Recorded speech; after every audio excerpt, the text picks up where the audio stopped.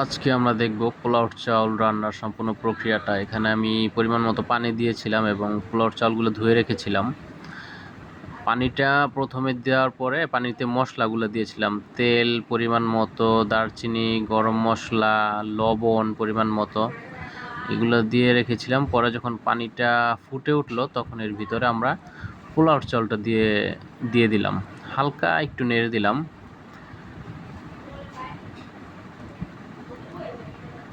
তারপরে আমরা এটাকে ঢেকে দিলাম। হালকা একটু নেড়ে ঢেকে দিয়েছিলাম। এখানে আমরা পেঁয়াজ রেখেছিলাম পাশে, এগুলা ব্রেস্তা করা হবে, ব্রেস্তা করে পোলাওর উপরে দিয়ে দেওয়া হবে। লবণ এরকম পরিমাণে দিয়েছিলাম 2 পট চালের জন্য, হ্যাঁ।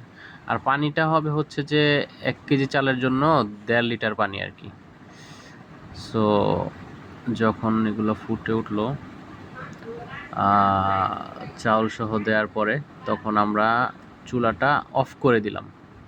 তারপরে এর পানিটা স্বয়ংক্রিয়ভাবে শুষে নিল এবং চাউলগুলো এটার ভিতরে থেকেই সিদ্ধ হয়ে গেল।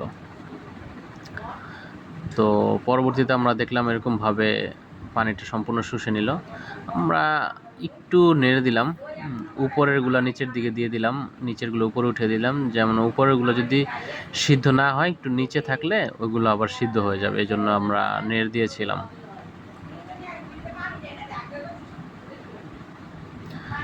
এরপরে আমরা ব্রেস্তাগুলো উপরে ছিটিয়ে দিলাম। এভাবে পরিবেশন করা যেতে পারে। সো সম্পূর্ণ প্রক্রিয়াটা দেখানো হলো। সো